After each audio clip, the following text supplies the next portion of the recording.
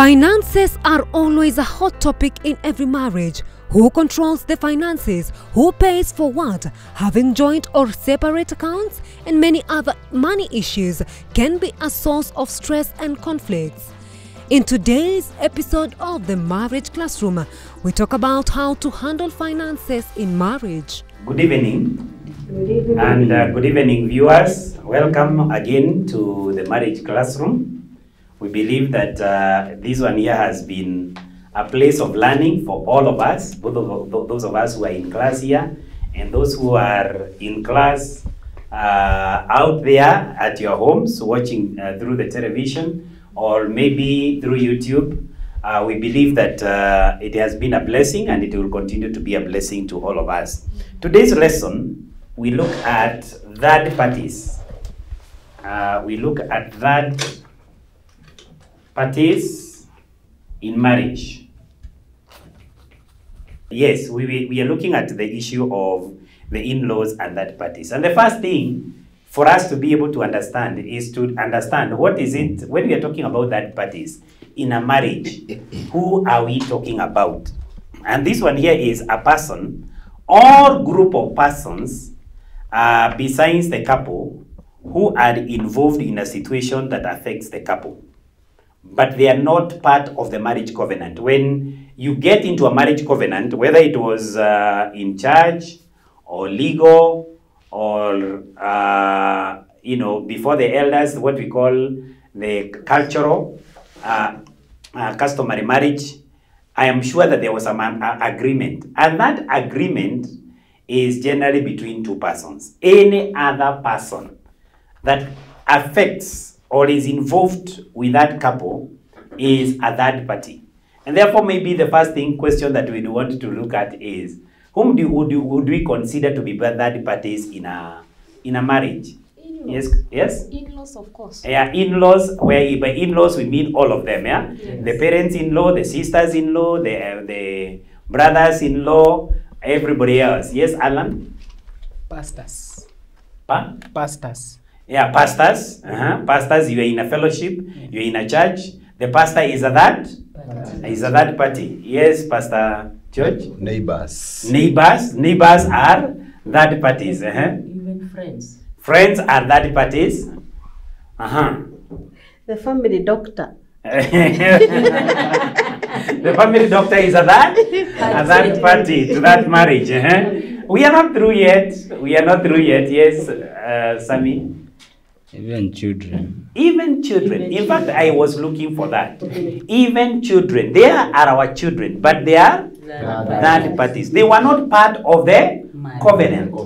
They were not part of it. They are people who have just come for a time, and for you, sure, they will go. They will go. Like right now, ours came, and now they have gone. Now at home, it is just the two of us. And any other third party is an employee maybe. Yes. So basically what we are saying is third parties are those people who are not part of that. They have no legal rights to that contract or that covenant.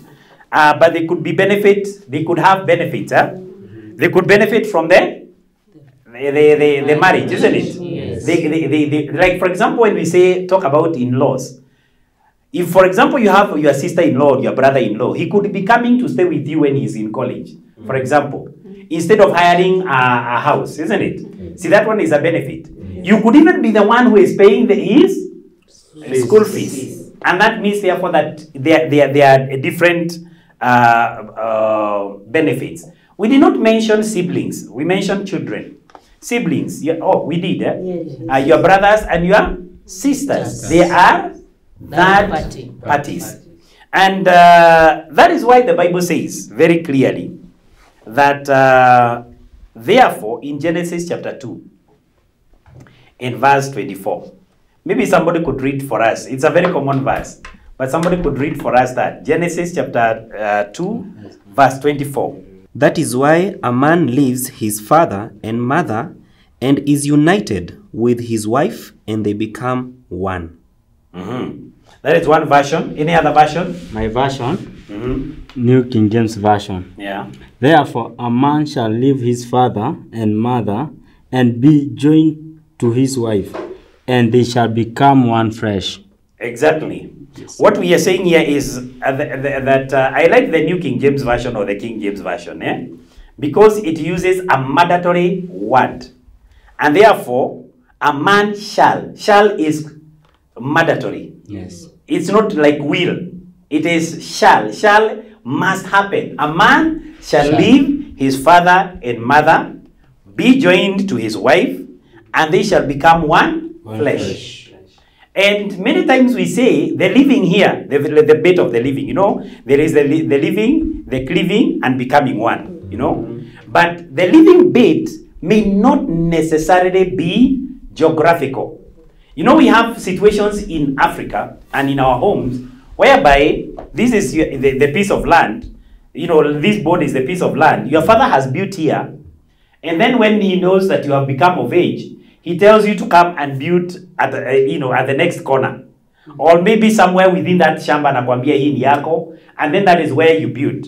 You are still under his, maybe even the title is in his name, still in his name. So that means therefore that you have not left geographically. But the most important living when it comes to, and by the way, although it says a man here, we should use the word man in generic sense, meaning also the woman. Yes. So in this case, therefore, it means that living in terms of authority.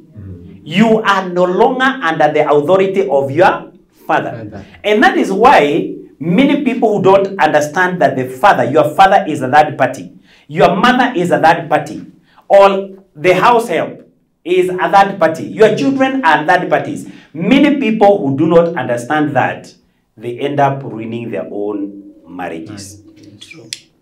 So it is very critical for us to be able to understand the place of the third party in our marriage. And of course, there are various things that come with the issue of the third party. And we do want to say that many marriages have been destroyed or interfered with by third parties. I like the way Constance, when we say it, we asked, who are the third parties? You raised up your hand very quickly and you said, in-laws. And I don't know whether you have heard of that kind of issue, and especially between the mother-in-law and the daughter-in-law. Those things sometimes, I don't know why, probably it is two women who will have the same man. It is conflict of interest. Conflict of interest. Yes. Would you want to explain a little bit more?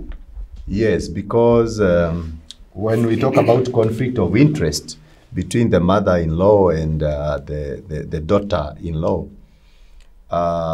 before this marriage began of the son and this girl, maybe the mother used to get some benefits from the son, maybe financial benefits and other emotional benefits and psychological as well. And therefore, when this gentleman lives and marries a certain lady, so the lady appears to have taken the place of the mother, and therefore the mother also tries to claim her possession, which is already occupied by the girl, and therefore there arises conflict of interest. Yes. One of the things that which comes out of that issue is that we should be able to know that some of the people who end up being third parties and interfering with the couple actually mean well for either one or the other. They mean well. Some of them may even come like they are trying to enhance your marriage. They come as if they are trying to enhance your marriage. But if at all you are not careful, like for example, there is this friend of yours, even for example, the wife, she has a friend who she confides in. And the friend is a very good listener. And everything that is happening within the family is being told to this particular person. So, or maybe even a colleague at the place of work, and you end up being so emotionally tied, such that everything that happens within the family has to end up being with the third party. And we are saying whatever the third party is. So in this case, therefore, we are saying that they may look at like they are being, they're coming in to help sometimes. And sometimes they also come, like in certain communities, they come to stay with us. The in-laws, for example, there's the siblings, my brothers and my sisters, or her brothers and her sisters. They come to stay with us, and probably it is immediately after Form 4. And then they end up staying 1 month, 1 year, 2 years, 3 years, until they are kind of part of the family, you know. And the Bible exhorts the believers to help their relatives. By the way, we need to know that. The Bible exhorts the believers to help their relatives, but that does not mean that they interfere with the marriage relationship. There was this man who was married, and before he got married, he used to stay with his brother. And being brothers, following one another, his younger brother, and it was a one-bedroom house. What did he used to do? He used to come, and they would sleep on the same bed. It was a big bed, so they would sleep there. So the guy gets married. The fellow has been away for some time, comes from the safari, comes and finds the brother there, and decides to go and sleep where he was used to. And then when the wife comes from work, she could not be able to understand, how do I sleep on the bed where you have allowed? But the man is saying, but he's my brother. So what? No, he's my brother. So he is saying, as much as it comes to helping, we need to look at some of those things. Maybe we can look at the scripture in 1 Timothy chapter 5 and verse 8. 1 Timothy chapter 5 and verse 8. Yes, please. But if anyone does not take care of his relatives, especially the members of his own family, he has denied the faith and is worse than an unbeliever. Yes. That one is an exhortation that we need to take care of, you know the word especially, yeah? Especially the members of our immediate household, yeah? Yes. We take care of them. That is my spouse, and when it comes also to the children. But again, it is extending from there. It is saying for his relatives. That means, therefore, my mother, her mother, my father, her father, you know, those relatives, you know, maybe her siblings or my siblings. We need, if at all we are in a position to help, we need to help them. That one is a biblical exhortation. But that does not mean that we allow them to come and interfere with the relationship or the marriage. You find situations whereby some people, especially the counselors, marriage counselors, or even the pastors. Those of you who are pastors, probably you will find somebody coming and telling you, pray for me. Whereby somebody is married, but the wife, or rather the mother is having more say in that family, or the father is having more say in that family than herself. You know, herself. So you have gotten married to this man, and the mother or the father are the ones who are dictating the things that, you know, happen to your family. In our earlier class, somebody mentioned, I think it was Steve, whereby even when the number of children that you are having is dictated to by the mother, the father. The mother. You have 2 children, and probably you agreed you are going to have two children. And then the mother is, or whoever else, is asking you, why are you not having more children? And remember, when you have those children, it is not your mother who will take care of them. It is you, isn't it? Yes. So if at all you have actually agreed between, that is why we say it in terms of authority. You have left, and the lady has left. A perfect example, let me give a perfect example. All of us believe that we are mature enough. We knew that this time when the Southern Sudan split from Sudan, they have a common history. By the way, even now, they have a common history. There are certain resources which they still have together. Like, for example, the port of Khartoum. They still use that. The oil from the south is flown all the way to the port of Khartoum. You know, to be ferried by ships, you know, across all the way to Egypt and the Suez Canal. So basically what we are saying is they have a common history. They have certain resources that they still share. But to the day that that country was declared independent and Salva Kiir became the president of that country, it was completely independent. They may have maintained diplomatic relations, But even up to now, they are two different countries. And that is what we need to understand in our marriage. That we have become independent of our parents, of our brothers, of our sisters, however close we were. And now this is a totally, entirely different independent republic. And the other one is separate. Na hata yeye akienda namna hiyo, but we maintain diplomatic relationships. We maintain historical relationships. We maintain probably a way in which we can help one another. You know, but that is done. Maybe one of the things that we need to look at is, what are some of the effects of third parties to a marriage? Yes?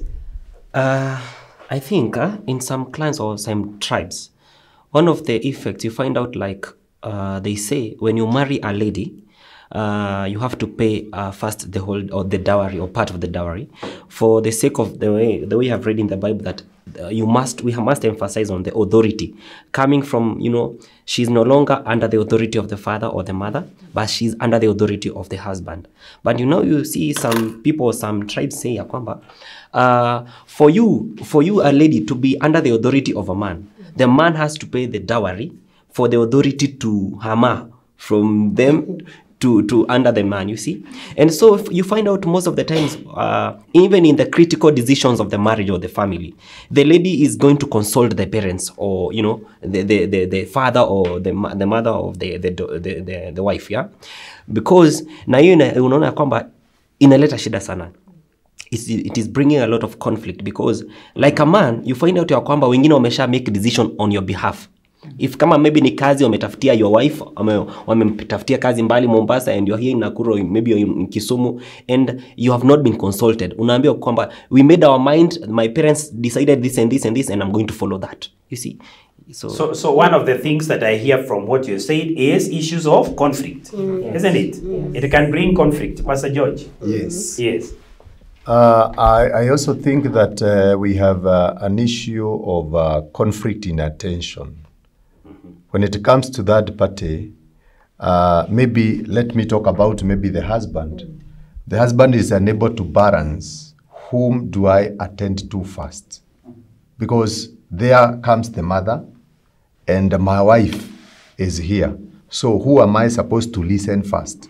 Who am I supposed to attend first? And it has happened that maybe when a husband gets some money, this money is required by the mother, and it is also required by the family, the immediate family, the nuclear family. And therefore, that can be a cause of conflict in that marriage. Because I get money, channel it to my parent, and leave my family starving. Yes. So you find again the issue of conflict being there, Sami? To those who have not yet married, but they have, unapata kama kijana amepelekea msichana mama yake, anamwambia anataka kuoa huyu, lakini mama yake anamwambia hapana, huyu si type yenye nataka. Anaenda up kuoa kenye mama yake alikuwa anataka, lakini si yeye alikuwa anataka hiyo. Yeah. The challenge is you umesema ending up, eh? Yeah. Yes, Alan? The issue of naming. Find out that after the two of you, you get a child, the third party, maybe the mother-in-law, the father-in-law, they'll want to be the people to give the names. And maybe for the two of you have sat down, you have looked for the name, you have prayed about it. But when you go down to the village, you start hearing them calling your child a very new name you have never heard of. And they want you to stick to that. Yes. I think one of the things also that is affected in case you have a third party is lack of privacy. You can imagine now you newly married and there is somebody always, there is let's say your sister has come. Whichever way, whether she doesn't even come to your bedroom and all that. But look at it, you have this man who is now you have married, but then there is my sister. Whom do I talk with more? My sister who have grown up with a long time. So most of the time I have theorized, even in good will, people who have thought of, oh, my sister amepata mtoto, then unapeleka sister yake amsaidie, so they can talk more. The man is a stranger. Atakuwa anakuja, anakuta mnaendelea kuongea, anaenda bedroom. And so what happens is the privacy is affected, and the bonding, the initial bonding, which is very crucial for this family. And that's why sometimes I would want to say that for couples, if you don't even have a child, you don't even need somebody inside there. If you are newly married, for the first year, please do what you can. You help one another, but let there not be a sister or brother or even a house help. In that first year, you are able to bond. But if you bring another party, I just wanted to maybe add on what Madam GACOHI has said, and maybe according to the Bible that exhorts helping relatives, I think it is relatively important to understand that you are supposed to help when the ability is there.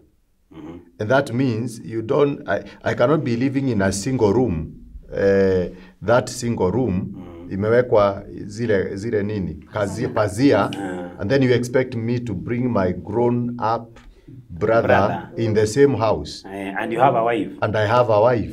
Now, if you can only afford, a single room. Yes. The facilities there may not necessarily be the best. They are only fit for two. Yes. This is like a bicycle that cannot carry more than two.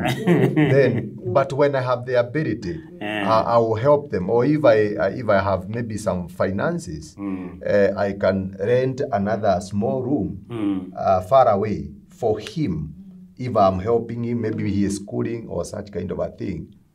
Thank you. I think what you have actually, what we are hearing here is that when we allow third parties into our marriages, one of the things is that they can cause a lot of conflict, a lot of stress, because those conflicts breed stress, isn't it? Yes. And a lot of tension sometimes in the family. We have also said interference with communication, where you want to communicate, but now there is somebody else whom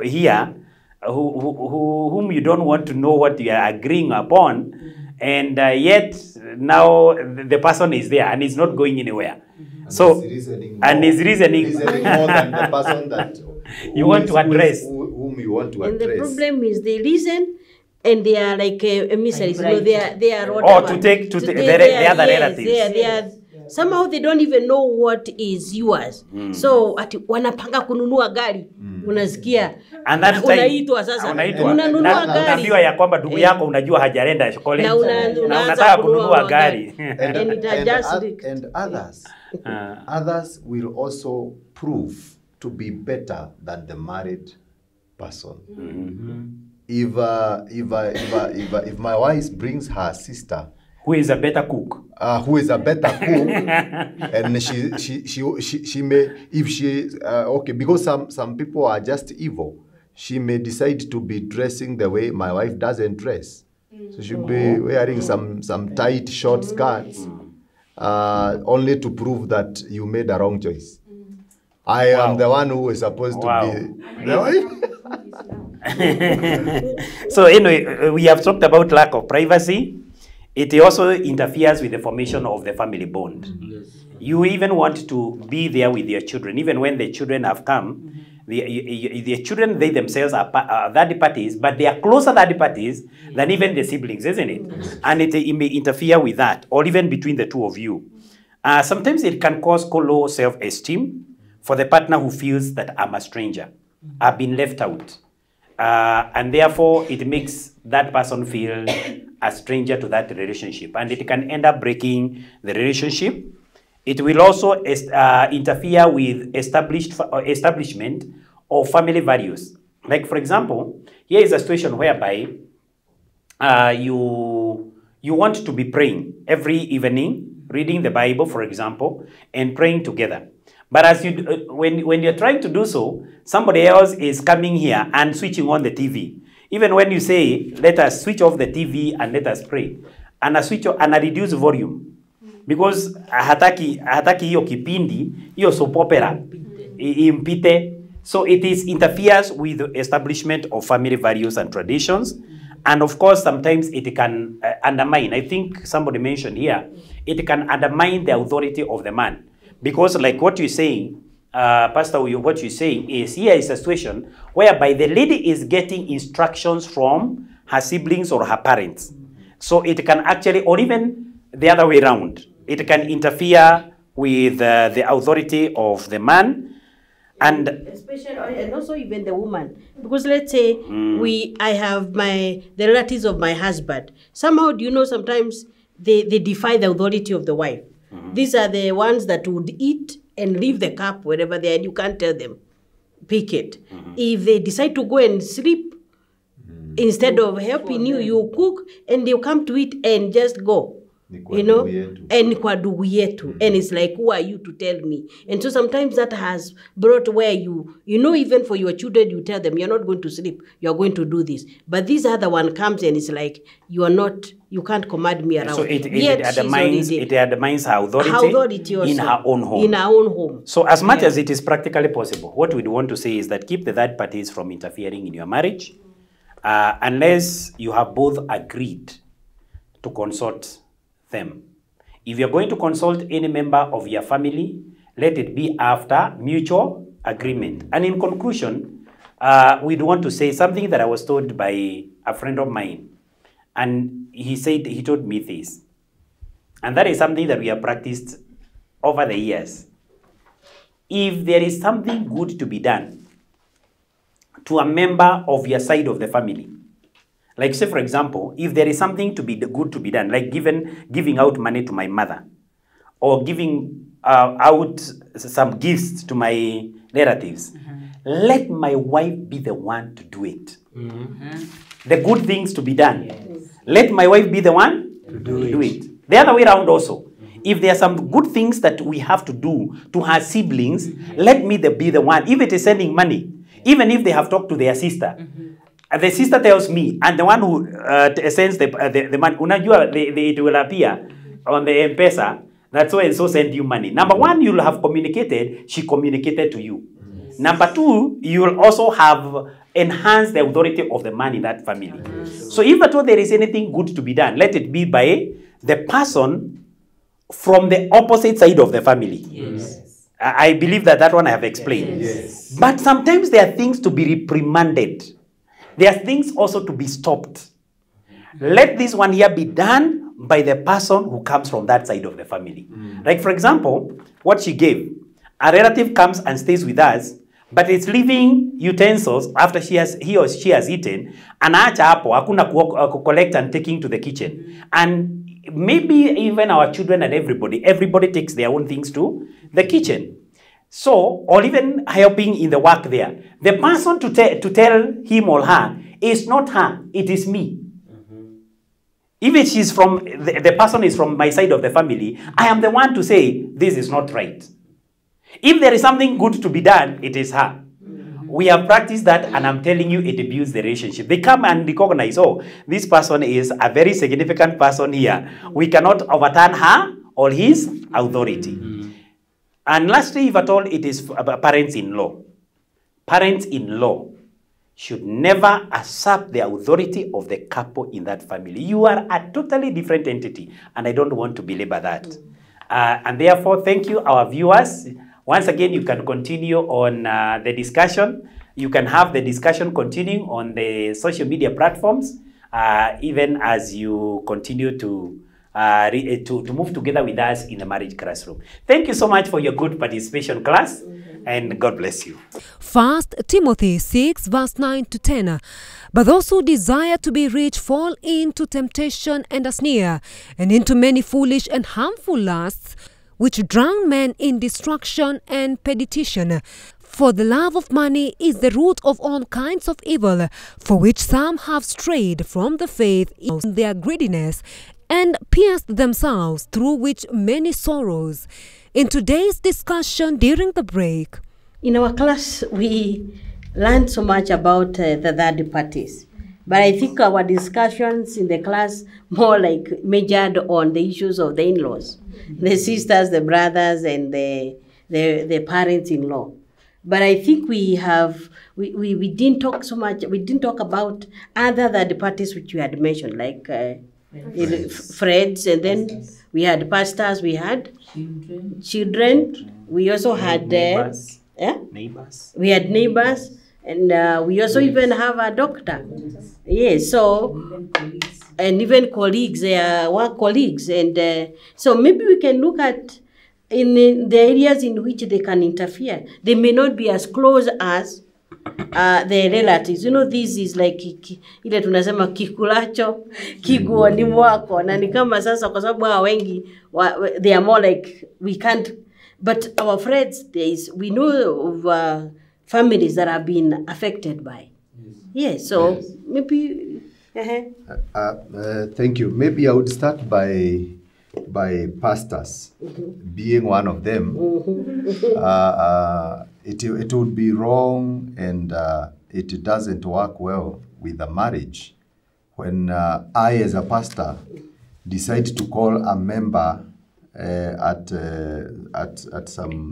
night, maybe from 10, and you want to encourage this member, like you are preaching, you are having a service with this member only over the phone. Nipige simu kutoka saa 4 ati nikumtia moyo, unaongea maybe for an hour using Airtel, because it is free. It is free, and you want to handle everything. So you leave maybe if you are talking to the wife, you leave the husband in a situation wondering, who is this taking more who is taking more time than I should? Or if you are talking to a husband, the wife wonders, who is this that is taking more time than I should? So there should be some restrictions that if it is not an emergency, and this is personally what I normally do as a pastor. If there is an emergency and maybe it's at night, or I need to talk to a lady member, then I use my wife. And likewise, if there is an issue that can wait, I'll wait for tomorrow morning. I'll wait for some good time to handle the same, to avoid this interference that the pastor seems to be the person that is given more time than even the spouse. Let's say even marriage inaweza haribiwa na friends.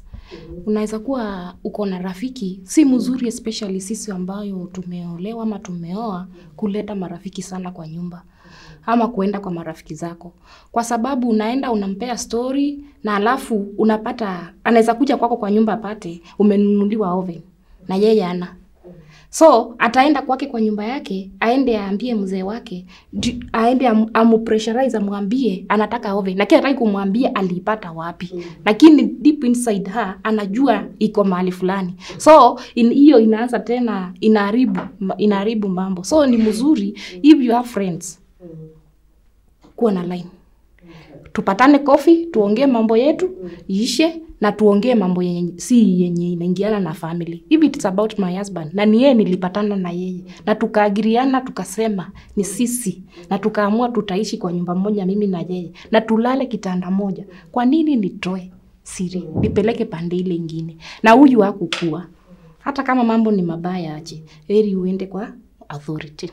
Like those people who get married and still want to keep their group of friends. Let's say you had girls, maybe they could even be your sisters that mlikuwa mnaomba, mko pengine watano, tunaomba Mungu atusaidie tupate bwana. One of us gets married na mnakuja mnasimamia, tunafurahi. But you see the problem is this, we want to still keep the company of that one who has already, because alikuwa mmoja wetu. So munamuita chai, coffee and all that, because you are 5. You don't want to lose one. I don't think that is it right that you keep your relationship with your friends, yet now you've already gotten married? Maybe you can have... I was thinking, and this one we have not talked about it, the phone can also be a third party in the marriage. Where unapata ya kwamba unaingia kwa nyumba, huyu ako hapa na simu yake na mimi niko hapa na simu yangu. unapata ya kwamba ninacheka na wale wako kwa simu and we are not talking with my husband. Unapata ya kwamba hii ndoa we don't communicate in the marriage, and we have said that the main major thing in the marriage is communication. Whenever we fail to communicate, ndoa zetu zinaanguka. So unapata ya kwamba tumeweka simu kama third party. Kila wakati mimi niko hapa na simu yangu na sitakai itoke hapa, inakaa ni kama ndio ilinioa. So inaweza ikalete pia conflicts. So pia nilikuwa ninafikiria about house girls. Unapata ya kwamba uko na house girl ambaye amechukua majukumu mpaka ya mume. Wewe ni umeolewa na uko na shughuli zako, unapata house girl ndiye anachukua majukumu yote ya familia. Ni yeye anapelekea, kama hakuna sio kama ile ni ya shawa, ni yeye anabeba maji anapelekea mume kwa bafu, ni yeye anapiga pasi, ni yeye anatayarishia mume breakfast, anachukua ile nafasi ya mke. Pia kwa mavazi yake unapata ya kwamba anavaa kama vile pastor alikuwa amesema kwa class, anavaa nguo zenye mke havai. So anakaa ni kama anawinda ule mume katika hiyo ndoa, na it can also bring conflict. Yes. Also for me ningesema kwamba most of these things are brought out by failing to carry out our roles and responsibilities in the marriage. Like you see, like in a certain family, there was a certain new couple. Walikuwa tu wameona like a month. And you find out when you fail, like a husband, you fail to carry out your roles or your responsibility as a husband in the house. And you know that, this is my duty. I have to provide for this family. I have to provide even maybe the shopping, the rent, or all those stuffs. And the lady has also her own responsibility to cater for the man, you see. She has to cook for me. She has to wash everything, like, the tightness or the hygiene of the house, all those stuffs, yeah? You find out if she fails to do all those stuffs, and maybe me, like a man, maybe we have a house girl in the house. I find out, like, my wife is not catering for her roles, and the house girl is taking all her roles, like madam has said here. You find out, my interest itaondoka sana from my wife, you see? And utapata kwamba it will bring a channel for a third party, like the third party of a house girl itaingililia. And also sometimes because she has failed, because I've failed to cater for my responsibility, these people we call men of influence, they will enter na watakuwa ni kama the third party. Like maybe vile our pastor amesema kwamba that couple ili happen ya kwamba wameoana like 1 month. The pastor alikuwa akipigia the lady anamwambia, you know what, tuko na kesha leo, and the lady was in praise and worship. So she had to go for practice from the morning till evening wakiwa kesha. Hata amesahau kwamba she has to cook from the mzee. The mzee alikuwa anapiga keyboard in the church. So anarudi kwa nyumba anamwambia lady, so you just come and cook for me, wash the clothes for me, we change, we go back. No, my pastor has said I have to be here for practice. Akamwambia kwamba, anamwambia tafadhali, I'm your husband, you have to come here, cook for me, do everything, and then we go to church. And then the guy calls the pastor, anamwambia, you know what, tell my wife to come and cook for me. The pastor tells the guy, excuse me, this lady must be in church. Kama una shughuli ama kama hautaki, you can stay. We are serving God here. You see? And you know what? The lady, that marriage ended up breaking because the lady alienda mpaka wakaanza conflict. It created a lot of conflict. The pastor had to call the lady, mwambia kwamba, if you don't have peace in that family, come and stay in my family. And that marriage just broke up within 2 or 3 months. And that's very unfortunate because now you realize that my people perish because of lack of knowledge. Yes. Now, indeed, as much as there is the service of, serving the Lord, now you're married, then you have also allegiance. And Paul even explains it. Kama hutaki hiyo majukumu kabila kuolewa au kuoa, because he says the people that are married have, they have people two sides to serve. There is your husband or your wife, and then there is also the church. But you see, it is for us to be able to preach the gospel and to be witnesses of this, then we must be also be faithful to what we have been called. Yes. Watoto wasikose chakula tulienda kesha. Yes, issue kama at which age ambayo mtoto anafaa sasa asirudi kulala na na wazazi. Ikiwezekana unajua wakati mwingine watoto kwa sababu ya vile sisi even in the African culture where you find mtoto anakaa na mama as long as ananyonya, lakini wengine wamefika wakati wananyonya wakiwa wanatembea na mguu anaenda nursery mpaka anakuja kukuitisha. Unataka kuniambia ni mtoto? Anaweza kuja hapa na sema, "Mama kaa chini nataka kunyonya." Sasa uniambie huyu mtoto ameshaelewa. Na unasema mtakaa na yeye mpaka aache kunyonya. Na akiwa mkiwa naye bedroom nafikiri hajui na aoni. Fanya kamera. Sasa what the issue is this, as long as the mtoto can be able to sleep alone, kwa sababu kuna hizo baby cots Yes. as long as the child is kept warm, please, we would wish that is possible mtoto asilale na wazazi. Sasa anakuja kama ako katikati, kwa sababu sasa ni kama boundary, anaambia wewe sio kutalalia mtoto. Sasa mtoto amekuja amekuwa amewatenganisha. And there is a way that child, even if you train them, because I say it's also an issue of bad parenting. Kama kuna kakoti na kametengenezwa vizuri, huyo mtoto ananyonya, anarudishwa kwa kitanda yake, analala. Lakini akizoea body warmth, nakwambia mtamweka hiyo kota na amka, unakuta amesimama anaidhana. I think all these third parties, it entirely depend on these people that are in this marriage. Hawa watu ambao wako katika ndoa. Kwa mfano, wakati sikuwa nimeoa nina marafiki. Lakini wakati nimeoa ni muhimu sana kuweka mipaka. Na that we had talked about it sometimes back about introducing your spouse. Unawaambia sasa nimeoa. Let them know that your place has already been occupied. Because ile time tulikuwa tunaenda, kwa mfano ile time nilikuwa tunakaa mpaka late night tukipiga story, tukikunywa kahawa, I have somebody else that has come to take that position. So ikifika 6 mimi huwa ninaenda nyumbani kwa sababu nina kwetu. The same way even in the church, as a pastor was saying, wacha huyu binti ajue ya kwamba sasa niko na other engagements. So I am not siko completely 100% ya kwamba mimi niingie kwa huduma. And it has become an issue even to us pastors. Where I attend members, I attend them, unaanza na huyu counseling, unamaliza na huyu, unaombea huyu, unafanya nini na huyu, until unapata ya kwamba huna time ya mke wako. And there is the order of God, where you start with God, you go to family, then ministry comes that. Kwa hivyo haifai kuja mbele ya nini, ministry ama huduma haifai kuja mbele ya familia. I should have my family first before kanisa. Kwa hivyo nina mke, huyu ndiye nafaa kuchunga kabla nichunge mke wa Kristo. And therefore this marriage that broke, according to what pastor has said, they were unable to balance this order of things and order of relationships.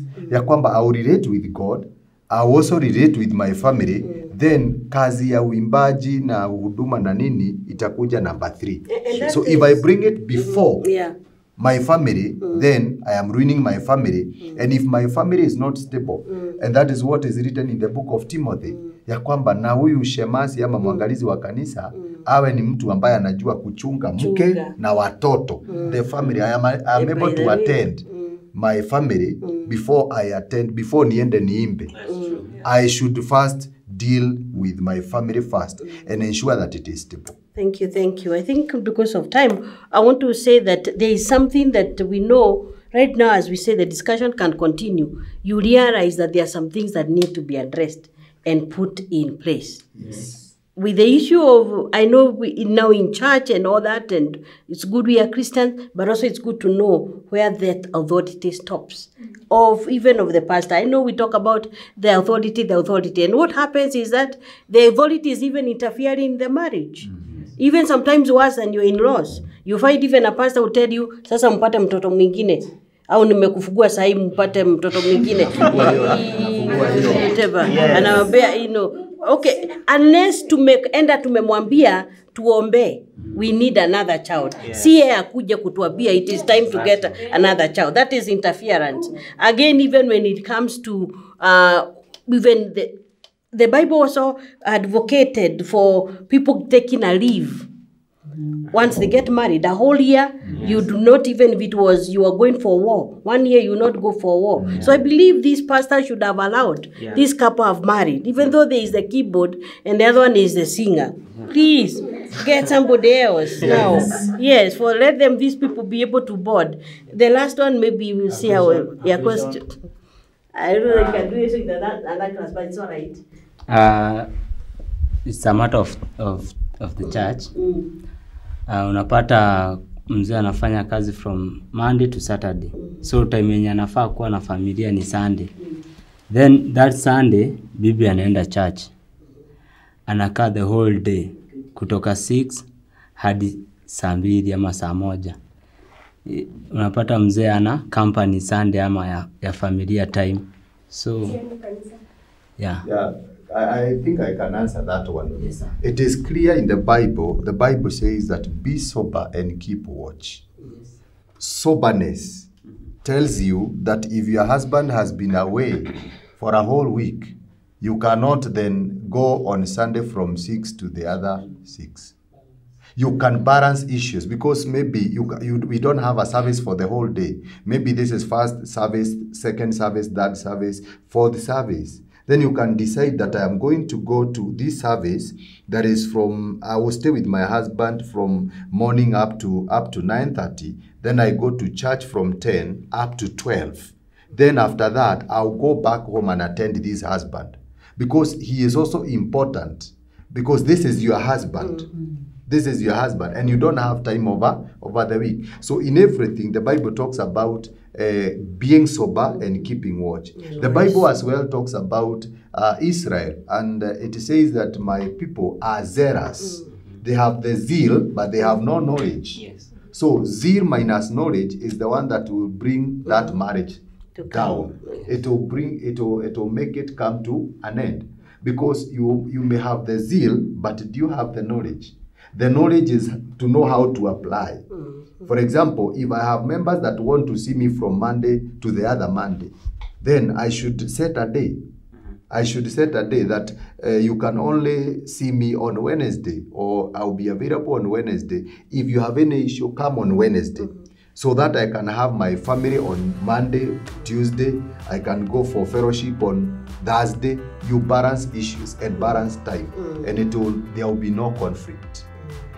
So we can have the discussions even going on beyond here and even at home and the social media because of time.